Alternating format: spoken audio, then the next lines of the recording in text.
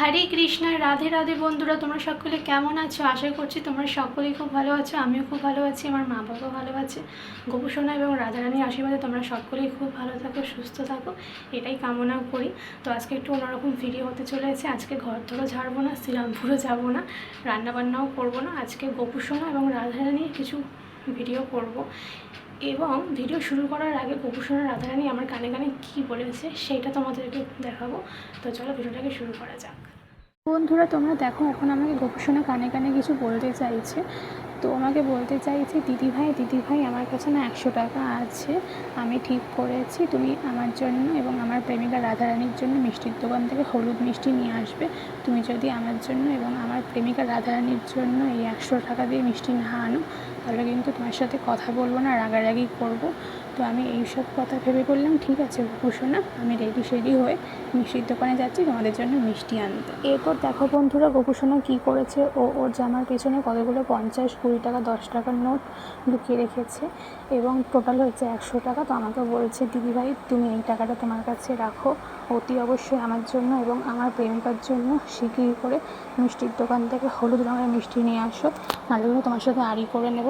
তো এই সব কথা ভেবে আমি চললাম বাজারে গোপুসোনাদের জন্য মিষ্টি আনতে। এখন রেডি হয়ে চলে গেলাম বাজারে গোপুসোনাদের জন্য মিষ্টি আনতে।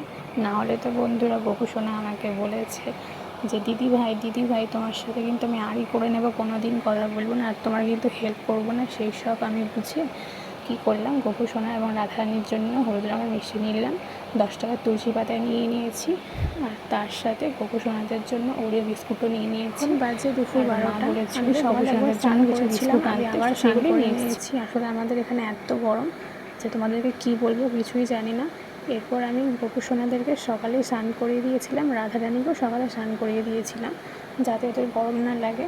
আর ওদেরকে আমি বারবার করে স্নান করাই না। করে আমি থালা গ্লাসগুলোকে মেজে নিয়েছি, কারণ আজকে শুধু গোপুসোনা এবং রাধারানীর পুজো করব না, আজ হলো শনিবার, হনুমানজির দিন, তো সব ঠাকুরেরই পুজো করতে হবে।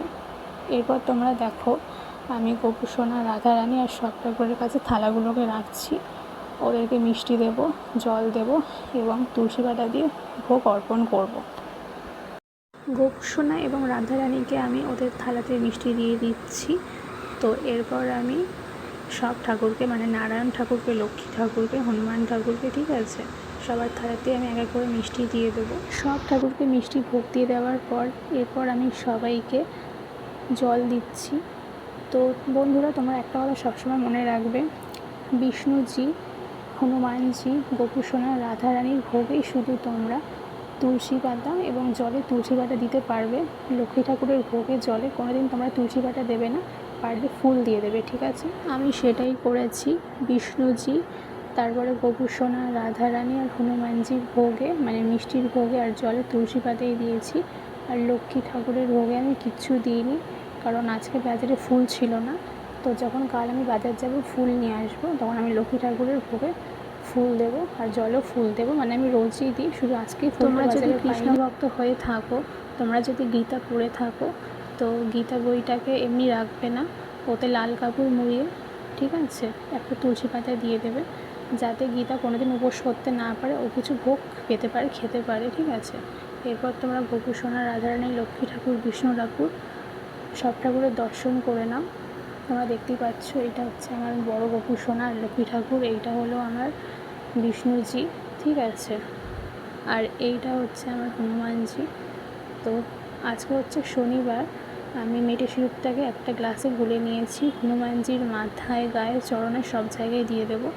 আর প্রেম থেকে বলবো জয় শ্রী রাম। এর সাথেই বন্ধুরা জয় শ্রী ঠাকুরকে জয় শ্রী দিয়েছি, মহারাজকে জলও দিয়ে দিয়েছি খেতে। এরপর আমি করছি পুজো। তোমরা এখন দেখতে পাচ্ছ আমি ধূপকাঠি ধরিয়ে নিয়েছি, হাতে ঘণ্টা বাজিয়ে পুজো করছি। পুজো শেষ হওয়ার পর আমি প্রণাম করে নিলাম।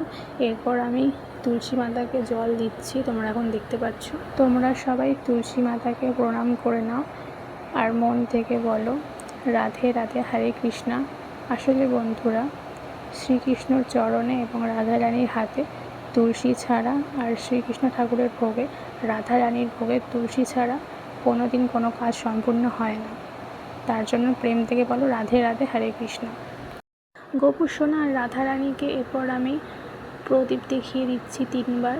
তোমরা যখন গোপুসোনা রাধারানীর আরতি করবে তখন তোমরা 3 বার আরতি করবে, ঠিক আছে? তো বন্ধুরা, এইটা হচ্ছে আমার সেই গোপুসোনা। আমি যখন ক্লাস 5-এ ছিলাম, তখন আমাদের বাড়িতে এসেছিলো।